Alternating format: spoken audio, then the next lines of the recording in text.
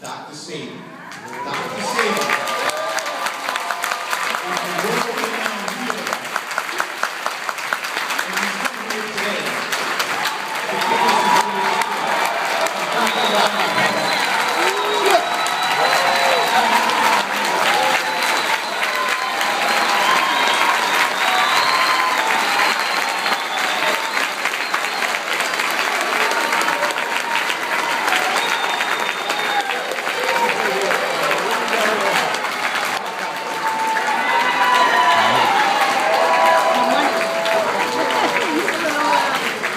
Let's give him one more round of applause.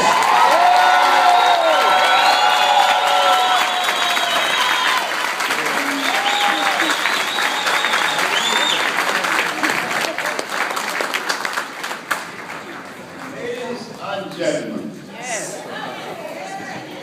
brothers and sisters, the nigga is here.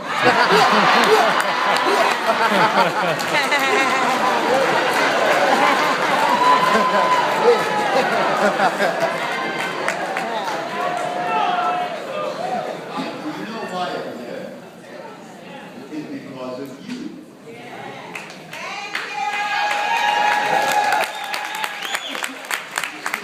You made me. And you didn't even know it. You made me. I want to thank you for taking time out of your busy schedule to come and listen to your brother. Because I want you to know that your presence today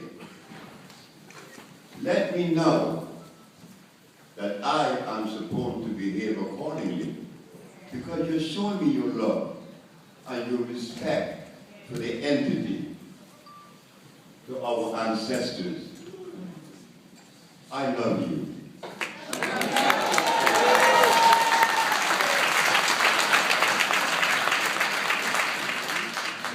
I came to America in 1954. I stepped off of the banana boat with a pair of tennis, white pants, white shirt. Never been to school. The boy was 20, 21.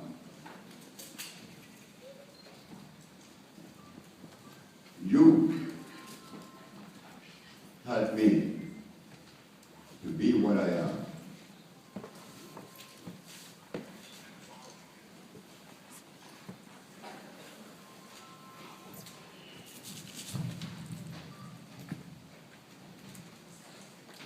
Now, how are we going to connect the dots with the continent from which we were severed?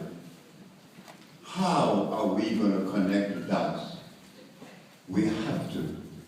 Because never in the history of the black race has we been sick as we are now, in and out of Africa. We are sick.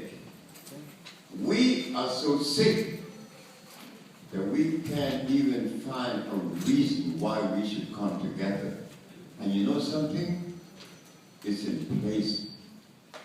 It's right in place.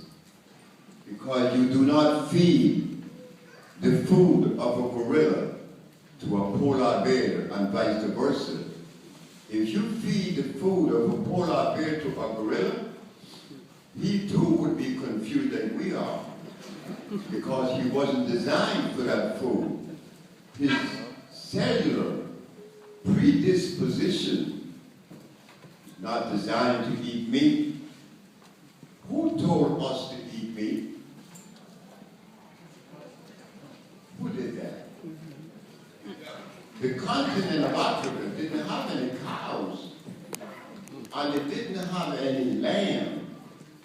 They didn't have any goats, chicken, or hogs. They didn't have any rice and beans and potatoes and yams and wheat. What did they eat?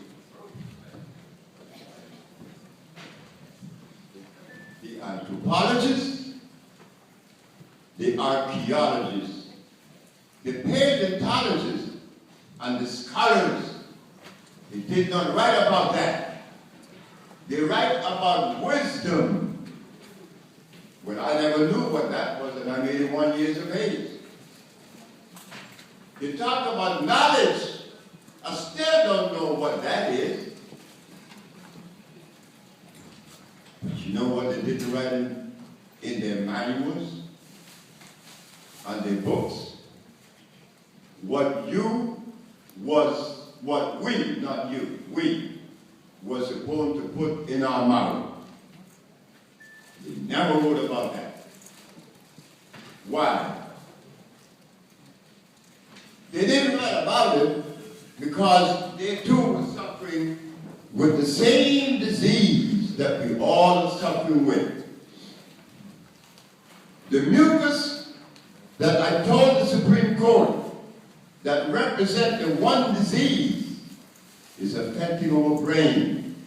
It's affecting our brain so much so that when I went to the continent the first time many years ago, they asked me for a passport. And I asked the man at the immigration entrance, why you want to ask me for a passport when this is the continent from which I was severed?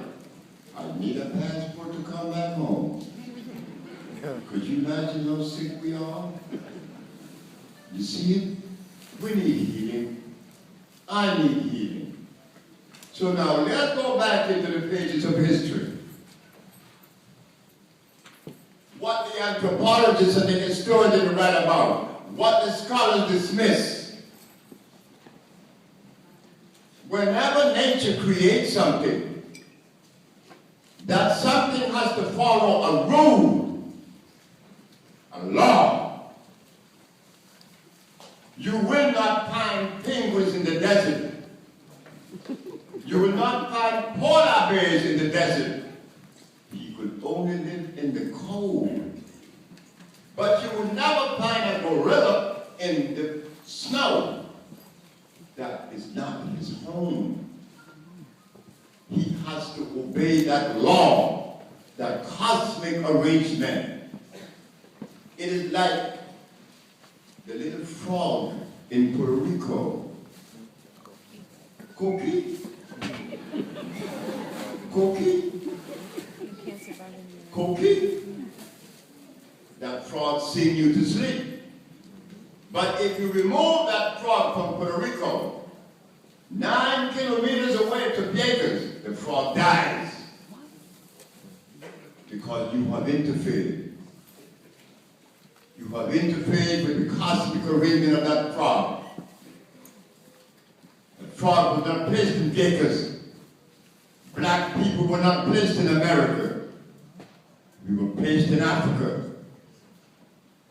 But with that African placement, there was a mandate. Yeah, there was a mandate. Black people, well, let me begin the process of showing what Mama was about. I happened to be in Brazil some years ago. And there was a conversation with a Mexican and a Frenchman. The Mexican was telling the Frenchman, you shut your mouth. We Mexicans make tequila. You Frenchmen don't make no tequila. We are the man. And the Frenchman started laughing and said, you forgot who made champagne. So all of us started laughing because we know that the Frenchman won the argument. So the Mexican said, and what about you, Sebi? What do you have to say about your people? Well, I have a little bit.